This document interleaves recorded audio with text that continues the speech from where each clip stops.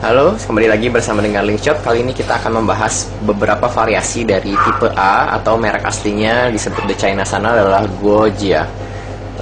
Tipe A ini adalah beberapa tipe ini adalah hasil kreasi dari seorang blind solver di world record sebenarnya 8 kali berturut-turut sampai detik ini Februari 2010, yaitu bernama Haiyan Zhuang. Tipe A ini semua datang sebenarnya adalah pre-assemble atau harus dirakit sendiri. Oleh karena itu semua dari tipe A ini saya rakit menggunakan core dari Q4U, bukan menggunakan core dari bawaan tipe A. Bukan karena jelek, karena saya tidak suka kenyataan bahwa core pada tipe A tidak memiliki ulir, sehingga waktu saya merakitnya menggunakan pertama kali menggunakan center capnya, center-centernya agak sedikit sulit karena butuh agak sedikit keras dan ada selalu kemungkinan untuk memasukkannya secara miring. Jadi saya tidak suka kenyataan itu. Oke, kita mulai saja. Semua cube di sini saya atur toleransinya supaya mereka bisa melakukan cut corner kurang lebih 3/4 cube seperti itu. Oke. Jadi dari situ kita akan menilai semuanya dari standarisasi itu. Yang pertama adalah tipe A1.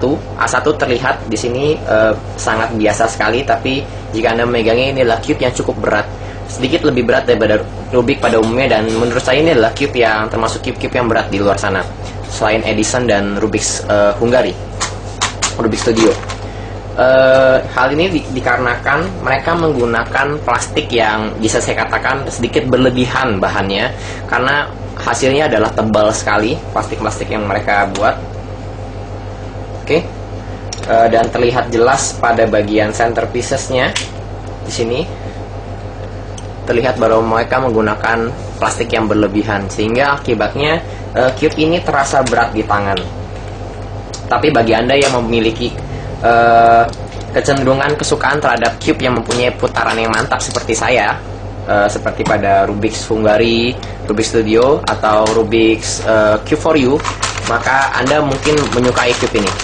Putarannya halus, tidak ada lock, tapi ini juga dikarenakan saya mempunyai toleransi overshoot yang sedikit rendah sebenarnya. Jadi saya jarang mengalami lock bahkan pada semua cube.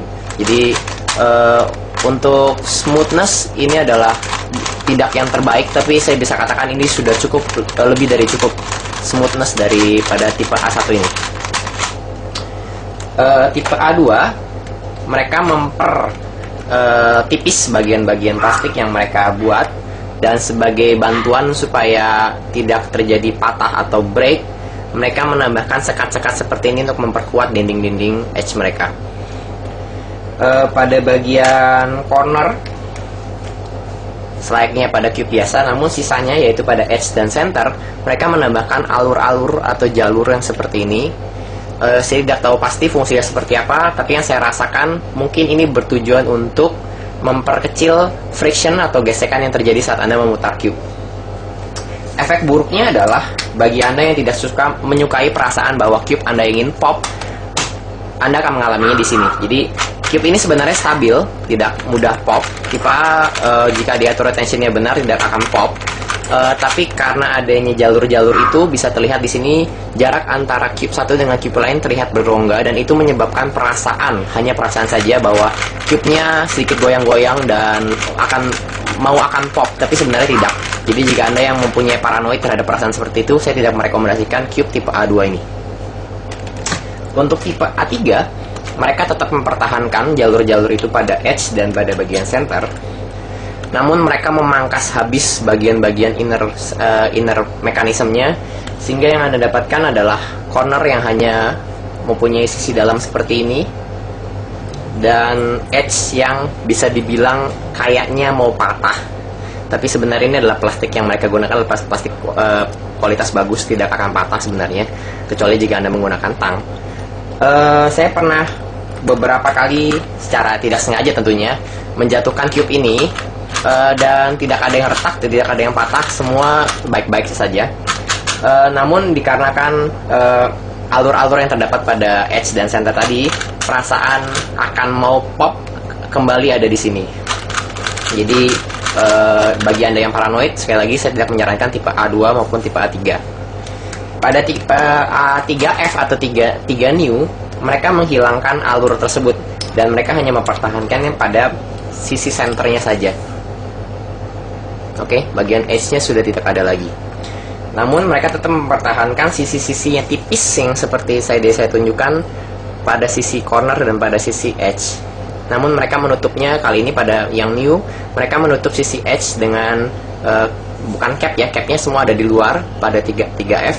Mereka menutupnya dengan plastik seperti ini, sehingga lebih tahan lama jika Anda melakukan lubrikasi.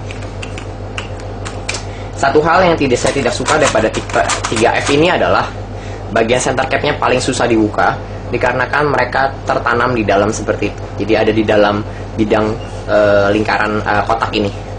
Jadi mereka Anda harus mencongkelnya dengan obeng, tidak bisa dengan hanya sekedar kuku. Namun terlepas dari itu, dari semua tipe A yang saya miliki sekarang, tipe A3F ini adalah tipe A3 yang bukan tipe A3, tapi semua tipe A yang paling favorit buat saya. Hal ini dikarenakan karenanya piece-nya itu tipis-tipis, rasanya ringan dan enak saja buat saya. Saya suka feeling seperti ini. Lalu lanjut kepada A4. Pada A4 mereka kembali menggunakan alur pada bagian center dan pada bagian edge seperti itu, dan mereka memperkecil lingkar dalam daripada cube ini. Hal ini saya percaya untuk mengurangi resiko pop.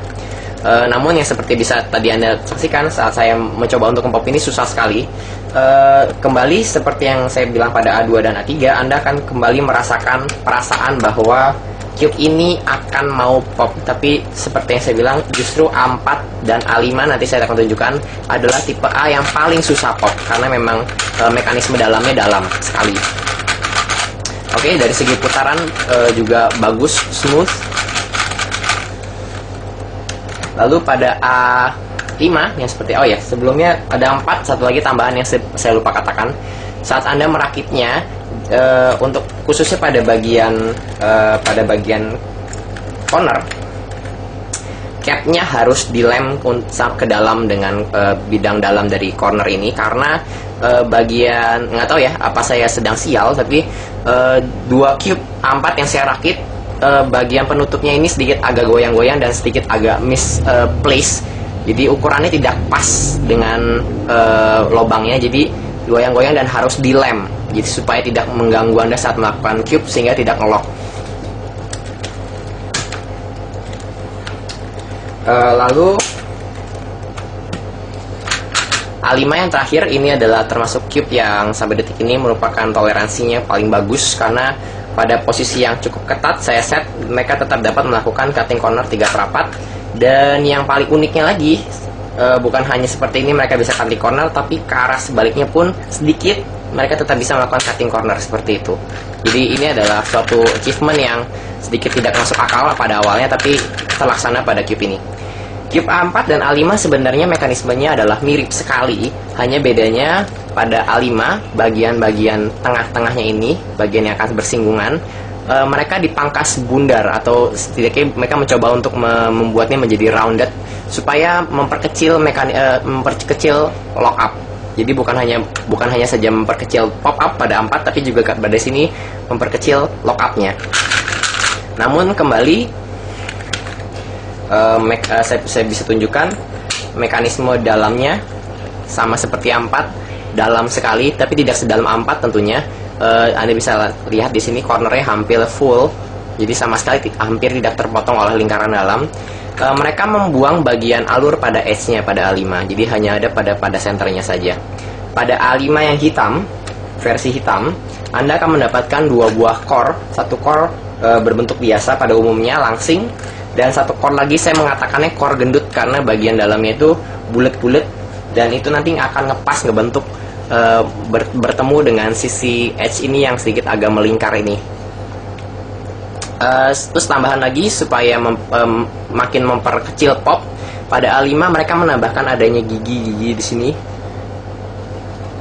Oke, jadi ini bertujuan untuk menggigit bagian dari center sehingga nggak mudah pop. Oke, mungkin hanya sebatas itu saja yang bisa saya review dari saya yang notabene bukan adalah speed solver, tapi sebagai pengkoleksi. Saya tidak punya banyak waktu juga di YouTube. Saya hanya mempunyai toleransi sekitar 11 menit. Jadi jika Anda punya pertanyaan lebih panjang lanjutan, Anda bisa post di YouTube, Anda bisa PM saya di Kaskus atau melalui langsung dari website saya linkshop.net. Ada forumnya di sana, Anda bisa tanya-tanya dan semoga saja saya bisa menjawab apa yang Anda tanyakan. Di sini saya White Links selaku pemilik dari Linkshop. Terima kasih Anda telah menyaksikan video review singkat saya tentang tipe A. Dadah.